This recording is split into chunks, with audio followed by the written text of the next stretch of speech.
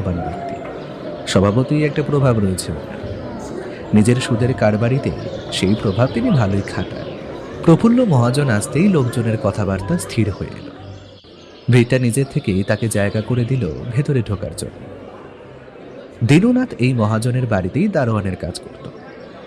গায়ের লোকেদের ভিড়টার মাঝে মাঠের ওপর পড়ে রয়েছে মুন্ডহীন অর্ধনগ্ন একটা মৃতদেহ। সারা রাত ঠান্ডায় পড়ে থেকে সেটা বেশ খানিকটা সিঁটিয়ে এসেছে মনে হয়। চারিদিকে ছড়িয়ে ছিটিয়ে চাপ চাপ কালচে রক্ত। দেখে মনে হয় যেন প্রচণ্ড শক্তিধর জীব প্রবল আক্রোশে মুড়োটা গলার মাঝখান থেকে টেনে ছিঁড়ে ফেলেছে। হাত পাঁচেক দূরে মাটিতে পড়ে রক্তমাখা দিনুর কাটা মাথাটা, দুটো চোখ ঠিকরে বেরিয়ে আসছে যেন। মৃত্যুর আগের মুহূর্তের যে বিভীষিকা দিনু দেখেছিল তার ছাপ যেন স্পষ্ট ওই চোখে। জিভটা মুখের একপাশ দিয়ে বেরিয়ে এসেছে, আর ছেঁড়া মাথাটা থেকে দগদগে হয়ে বেরিয়ে আসছে কণ্ঠনালী। ছেলের এই অবস্থা দেখে ওধারে সংজ্ঞাহীন হয়ে পড়েছে দিনুর বৃদ্ধ মা। তাকে সামলাচ্ছে গ্রামের অন্যান্য মহিলারা। মরাটার দিকে বেশিক্ষণ তাকিয়ে থাকতে পারলেন না প্রফুল্ল মহাজন।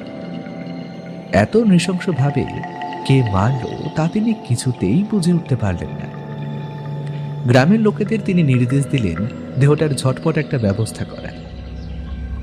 সারাদিন গ্রামের কারোর মুখে কোনো কথা নেই, শুধু দিনুর ব্যাপারে আলোচনা ছাড়া।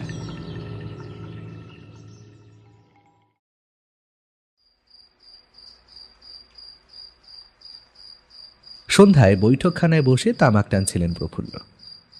সামনে বসে মহেশ বাড়ুজ্জে এক নাগারে বকে চলেছিল গ্রামের ওরতার কল্পনাপ্রসূত নানা রকমের মতামত। দিনুকে কে মারতে পারে, কেন মারতে পারে, দুদিন আগে দিনুকে এখানে যেতে দেখেছে তো ও ওখানে যেতে দেখেছে, ওই মাঠে ভূত আছে না পেতনি আছে না ডাইনি আছে, ইত্যাদি নানান রকমের কথাবার্তা। ব্যাপারটা এখনো যেন বিশ্বাস হচ্ছে না প্রফুল্লর। দিনু বেচারা তার ঘরেই কাজ করত, দোষের মধ্যে একটু নেশা ভাঙ করত, এই আর কি। তার যে এই বীভৎস পরিণতি হবে তা ভাবতেও অবাক লাগে। প্রফুল্লর স্ত্রী অনেককাল আগেই গত হয়েছেন। একমাত্র ছেলে শহরে থেকে পড়াশোনা করে। এত বড় বাড়িতে বলতে গেলে প্রফুল্ল একাই। এক চাকর এসে টুকটাক ঘরের কাজ আর রান্না বান্না করে, আর আছে চারুবালা। তার কর্তাবাবুর দেখাশোনা সেই করে। রান্নাঘর থেকে মহেশের কথা কিছু কিছু শুনতে পাচ্ছিল চারুবালা। মনের মধ্যে কৌতূহলটা চেপে রাখতে না পেরে একটু সাহস করেই বাইরে এসে বলল, কর্তাবাবু। তার কথা শুনে থেমে গেল মহেশ বাড়ুজ্জে। তামাক টানতে টানতে আনমনা হয়েই বললেন প্রফুল্ল, বলো। বলছিলাম, কি হয়েছে? কেউ মারা গেছে নাকি? ন্যাকামো যত সব। বাড়িতে থাকো সারাদিন, খবর টবর রাখো না নাকি? প্রফুল্ল হুঁকো থেকে মুখ সরিয়ে বললেন, মহেশ, কি হচ্ছে কি? থামো। তারপর চারুবালার দিকে ফিরে বললেন, আমাদের বাড়িতে যে দারোয়ান ছিল ওই দিনু আজ সকালে ওই পেতিজলার মাঠে ওর মরা দেহ পাওয়া গেছে। কে না কে ওকে খুন করে ওখানে ফেলে দিয়ে গেছে। আঁতকে উঠে শাড়ির আঁচলে মুখ চাপা দিল চারুবালা। তারপর কাঁপা কাঁপা গলায় বলল, কে কে কে কে মারলে দিনু দাদাকে? জানি না। দেখতে দেখতে 2 দিন কেটে গেল। দিনুর মৃত্যু বিভীষিকার প্রভাবটাও ধীরে ধীরে লঘু হতে শুরু করেছিল। আবার লোকজন যে যার কাজে মন দিয়েছিল। একদিন কোনো এক কাজে দিনের বেলা প্রফুল্লকে বাইরে যেতে হয়েছিল। তার অনুপস্থিতিতে বাড়িতে এসে হাঁকডাক শুরু করলো মহেশ বাড়ুজ্জে। রান্নাঘর থেকে বেরিয়ে এলো চারুবালা। মহেশকে দেখেই বলল, আগে কর্তাবাবু তো বাড়িতে নেই, কি কাজে বাইরে গেছেন, একটু ফিরতে দুপুর গড়িয়ে বিকেল হয়ে যাবে বলেছেন। ও আচ্ছা, ঠিক আছে, আমি সন্ধ্যা না হয় আসবোক্ষণ। ফিরে যাচ্ছিল মহেশ, হঠাৎ কি একটা মনে পড়াতে আবার ঘুরে দাঁড়ালো। চারুবালা তখনও দরজার সামনে দাঁড়িয়ে। মহেশের উদ্দেশ্যে সে বলল, কিছু বলবেন দাদাবাবু? মহেশ চারুবালার দিকে কিছুক্ষণ তাকিয়ে থেকে বলল, তুমি একবার ভেতরে চলো তো, কিছু কথা আছে।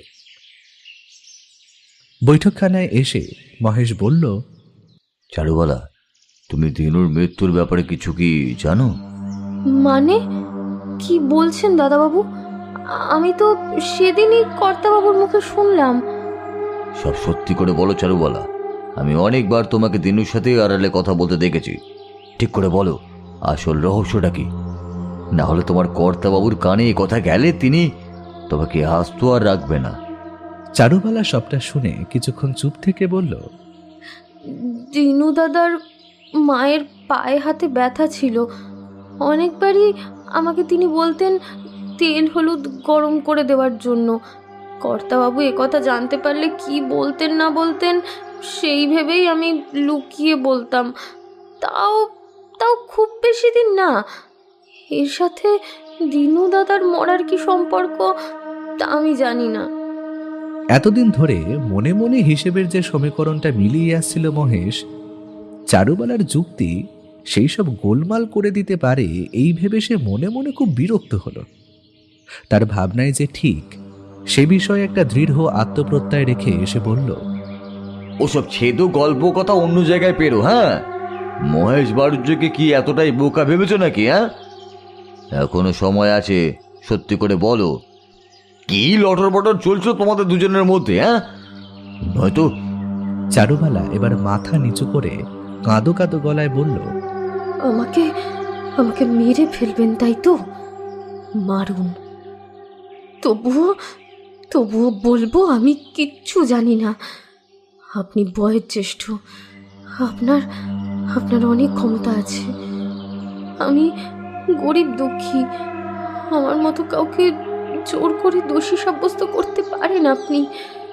কিন্তু আমি আমি এখনো বলবো আমি আমি কিচ্ছু করিনি, কোনো রকম লটর পটর হয়নি। এসব কথা আমার জন্য শোনাও পাপ। কথাবার্তার পীড়াপিড়িতে হয়তো মহেশ একটু বেশি উত্তেজিত হয়ে পড়েছিল। গলার স্বরটা একটু নামিয়ে সে এবারে বলল, দেখো চারুবালা, তুমি অল্প বয়সী বিধবা, দিনু না তো অবিবাহিত জোয়ান বেটা ছেলে।